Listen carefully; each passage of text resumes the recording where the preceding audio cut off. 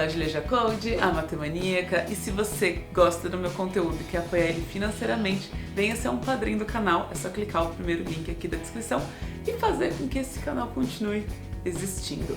Agora, repara nessa frase, o zero é um número. Essa simples frase já causou muito desconforto por aí. Houveram várias civilizações que não fizeram nem sequer uma formalização da ideia do nada, não havia símbolos para isso. Se você pegar na Grécia Antiga, as próprias letras do alfabeto eram o que formavam os números, assim como os romanos.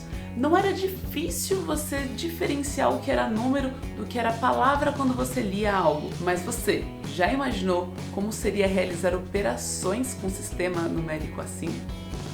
30 mais x é igual a 9 vezes x. Não, esse x é 10. O x é 10, o x é vezes e esse x é incógnita do x. Peraí! Os babilônios foram os primeiros a deixar primeiro um espacinho e depois introduzir um símbolo para dizer, ó, aqui não tem nada.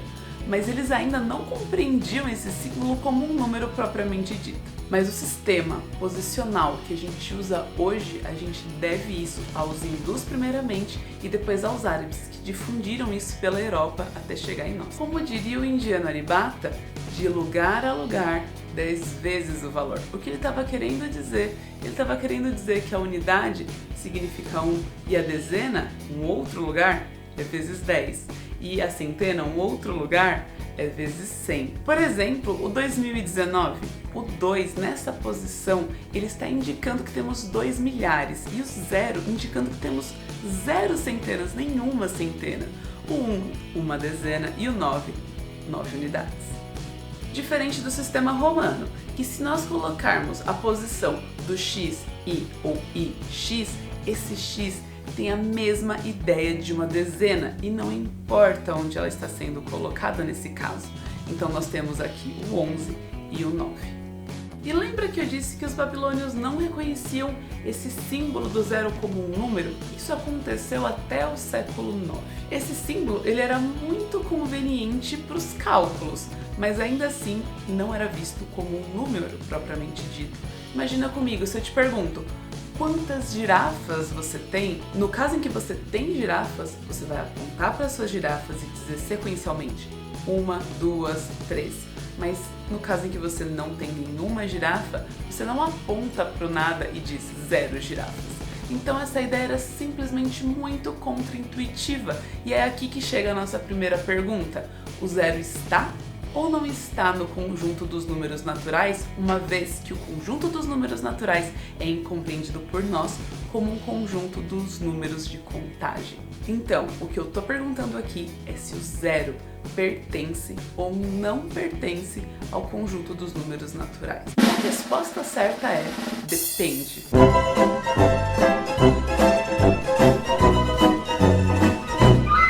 Essa pergunta parece muito simples, mas eu confesso que eu já coloquei medalhista Fields em saia justa para respondê-la. Many are talking about the natural set. Do you think the zero isn't there or not? I don't want to express an opinion on that. I'll offend so many people either way. Okay. E não se preocupa. É como um time de futebol, você vai escolher um lado para torcer, ou melhor, você vai escolher uma base axiomática. Então, ou você vai se identificar mais com o piano, ou você vai se identificar mais com o Zenão. E, inclusive, me conta aqui nos comentários de que time você tá, de qual lado você tá nessa discussão e por quê. Para escolher de que lado você tá, se você considera o zero natural ou não, isso provavelmente vai depender de qual área da matemática você prefere. Provavelmente um algebrista vai preferir ter os zeros nos naturais. Por quê? Porque assim ele ganha o elemento neutro da adição. Já um analista, ele vai precisar colocar índices. Então pensa comigo, você já teve uma sequência na sua frente e você precisou dar índice, listar esses elementos e você já começou essa lista do zero? Se sim, você vai lembrar o trabalhão que isso dá. Outra pergunta muito feita por aí é o que acontece se a gente dividir um número por zero? Muito provavelmente você já escutou que isso não é possível, que é um pecado quase. Mas por quê? Vamos começar do início. A primeira coisa é, o que é uma divisão? Uma possível maneira de definir a divisão é da seguinte maneira. Imagina que você tem um número A que está sendo dividido por um número B e isso está dando um resultado C.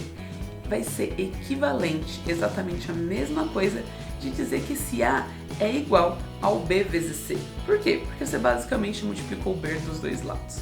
Mas a gente está querendo o quê? A gente está querendo o caso em que nosso B, de que o valor que a gente está dividindo é o zero. Então a gente teria um número A dividido por zero, que vai ser igual a esse valor C.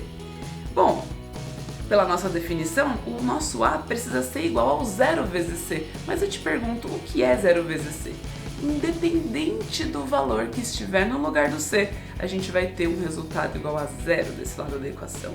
Mas, nesse primeiro caso, a gente está pensando em um número, qualquer número, menos zero dividido por zero.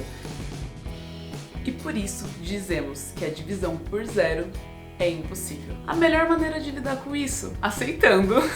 Mas, você pode me argumentar, Ju, houve um tempo em que não sabíamos o que era 1 dividido por 2. Então, bom, até que chegaram os racionais, esse quadro mudou. Então, será que nós não poderíamos criar um valor, um número novo para representar a divisão por zero? Bom, mas aí a gente vai ter alguns problemas de aritmética. Por exemplo, a gente faz o 1 vezes 0 igual ao 2 vezes 0. Essa igualdade é verdadeira, porque 1 vezes 0 é 0 e 2 vezes 0 é 0. Aí a gente está assumindo que dividir por 0 é show, que pode dividir por 0. Então a gente divide por 0 dos dois lados da igualdade, afinal, temos que manter a igualdade. E dividindo os dois lados da igualdade por 0, obtemos 1 igual a 2. Não pode, simplesmente impossível. Mas se você aí for argumentador o suficiente, você pode tentar me perguntar, Ju, e se tivéssemos então 2 zeros? Não tivéssemos um único zero? Seria isso possível? O que a gente sabe do zero? A gente sabe que ele é um neutro da adição, então qualquer número adicionado a zero é o próprio número. Então, se a gente tem o 3 e adiciona zero a ele, continuamos tendo o resultado 3. Então vamos lá. No caso em que temos o 3 mais 0, isso continua sendo igual, exatamente igual a 3. E se tivéssemos outro zero, ele teria que satisfazer a mesma propriedade para continuar sendo neutro. Neutro para todos os números, inclusive neutro para o zero que já existe. Assim, a gente tem que o nosso zero que já existe, que a gente já conhece, é igual ao nosso zero que já conhecemos, mais um novo zero. Eu vou chamar ele de zero estrela, só para diferenciá-lo. Só que, se o nosso zero antigo já é o neutro da adição e a gente está adicionando ele a um zero estrela, você concorda comigo que essa conta ela fica exatamente igual a zero estrela, que é o nosso novo zero? Então olha só que loucura, a gente está dizendo que o zero antigo é exatamente igual ao nosso zero estrela. Então a gente acabou de demonstrar que o zero existe, ele é único. Bom, os matemáticos se preocupam com essas coisas. Voltamos ao nosso plano inicial. A divisão por zero é impossível. E por favor, não divida por zero. Isso pode causar danos irreparáveis. Mas, e se a gente estivesse dividindo o próprio zero por zero? Se assim fosse, teríamos o seguinte: zero dividido por zero é igual a um valor. E pela nossa definição de divisão, nós teríamos que zero é igual a zero vezes esse valor. E vamos lá, de novo. Temos de um lado da igualdade o zero e do outro lado qualquer coisa vezes zero. Qualquer coisa mesmo. Se fosse π, se fosse raiz de 3, se fosse 16 sobre 14, esse resultado aqui sempre seria zero. Olha que diferente. No caso anterior, era impossível. Nesse aqui não há uma única resposta. É indeterminado. E matematicamente falando, indeterminado é uma expressão sem significado. Estamos prontos para seguir por um outro assunto bem delicado. as potências. As potências, elas vêm para nos ajudar a escrever uma sequência de multiplicações do mesmo número de uma maneira mais eficiente, que vai causar menos dúvida. Então imagina que você tem 2 vezes 2 vezes 2 vezes 2, 8 vezes. Se você falasse 2 vezes 2 vezes 2 vezes 2, você podia confundir várias galeras. Então a potência, ela vem para organizar e falar, se você tem o 2 vezes ele mesmo 8 vezes, você diz que você tem 2 elevado a 8. Então, de maneira mais geral, a gente pode dizer que uma potência é um número elevado a qualquer valor. E esse elevado vai dizer quantas vezes a gente vai multiplicar ele por ele mesmo. Aqui temos algumas possibilidades. Vamos pensar na primeira delas, que é o zero elevado a algum número. Independente de qual número seja, a gente teria 0 vezes 0 vezes 0 vezes 0. E o que é 0 vezes 0? Se não o próprio zero. Tranquilo! 0 elevado a qualquer número é 0. Mas, e se fizermos o contrário? E se a gente pegar algum número que está sendo elevado a 0? Um passo de cada vez. Vamos imaginar uma potência de qualquer número elevado a 5. Então isso seria A vezes A vezes A vezes A vezes A. E agora imagina que esse número está sendo dividido por uma potência quadrada dele mesmo. Então ele estaria sendo dividido por A vezes A. Se a gente simplifica essa fração dividindo em cima e embaixo por A, nós vamos obter A vezes A dividido por 1, que é exatamente a mesma coisa que A ao cubo. Basicamente o que aconteceu aqui foi que a gente pegou o expoente da fração de cima e subtraiu pelo expoente da fração de baixo. Então a gente poderia dizer simplesmente que a gente pegou o 5 e diminuiu 2, obtendo o A elevado ao cubo.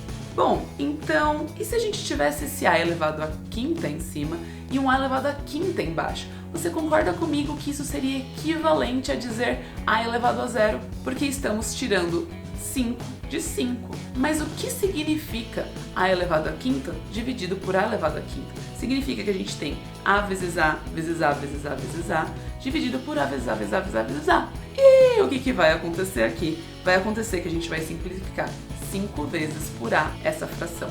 Então, teremos algo equivalente a 1. Então, qualquer número que não for 0 e estiver elevado ao 0, nós temos um resultado igual a 1. Mas ainda pode abrir espaço para a pergunta, e se for o 0 elevado a ele mesmo? Bom, se o 0 for elevado a ele mesmo, a gente vai ter um caso em que a gente está dividindo 0 por 0.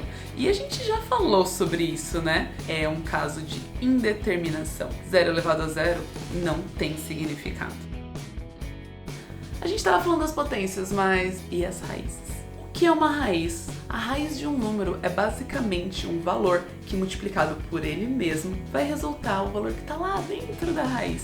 Então, o que é a raiz de 4 se não o 2? Sendo que o 2 vezes 2 é exatamente igual ao 4. Então, no caso do 0, 0 vezes 0 é o próprio 0. Então, a raiz de 0 é simples assim, 0. Mas e se for um fatorial de 0? O que é que esse símbolo, que significa nada, vai se comportar? O fatorial, ele é representado por um símbolo de exclamação na frente do número. Ele é mais do que um número surpreso. Ele significa que você vai multiplicar o valor do fatorial vezes o antecessor, vezes o antecessor, vezes o antecessor, até chegarmos no 1.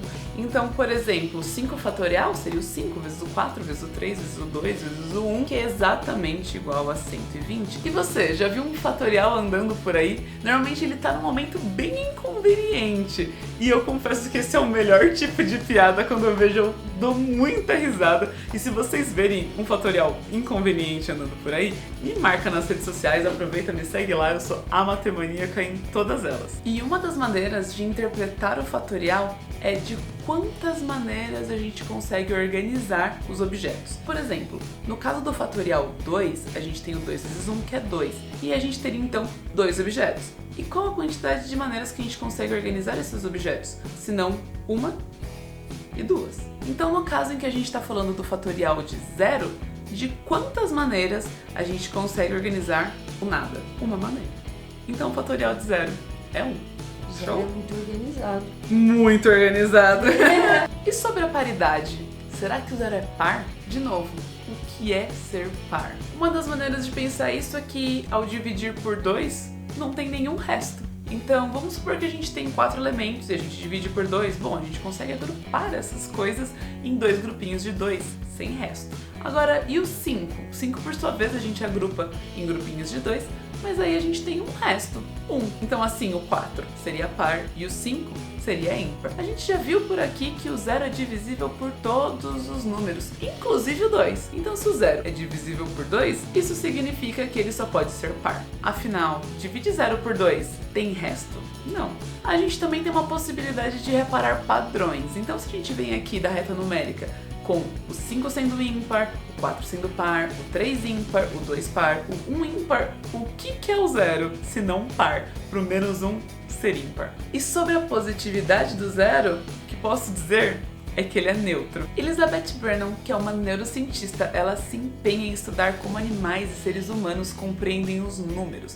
Em uma das suas pesquisas, ela reparou que, na verdade, crianças de até 6 anos conseguem compreender o que é o 0, que ele não é nada, mas elas ainda não compreendem que o 0 é um número. A prova disso é que se você perguntar para uma criança qual é o menor número, o 0 ou o 1, muito provavelmente ela vai te dizer que é o 1, porque ela reconhece o 1 como uma quantidade, como um número, mas o 0 não. E tá bem tudo bem, né? Porque se você for pensar nos romanos, que não tinham uma formalização do 0, que não compreendiam também ele como um número, eles criaram coisas como, tipo, aquedutos.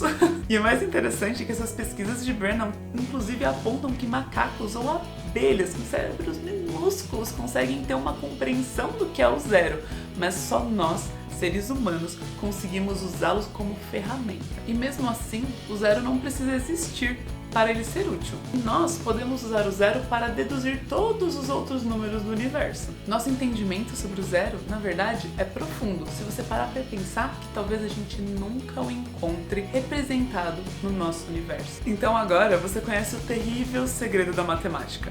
Ela é toda baseada no nada. Bonitos, se vocês gostaram desse vídeo, todos os outros que estão aqui, você também vai curtir. É isso. Beijinhos e bons estudos!